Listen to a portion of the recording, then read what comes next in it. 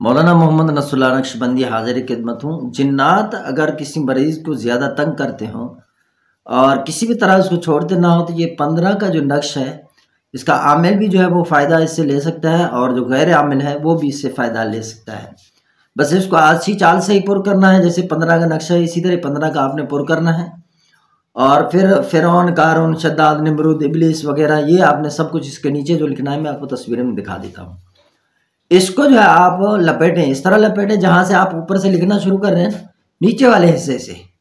तो इसको लपेट दें और लपेटने के बाद फिर इसको थोड़ा सा रुई जो है वो लपेट लें। उसके बाद आप सरसों के तेल में इसको डालकर चिराग में, और जिसको मरीज़ को जिन्नात तंग करते हैं आसे भी असरात, तो उसके सामने इसको जलाएं।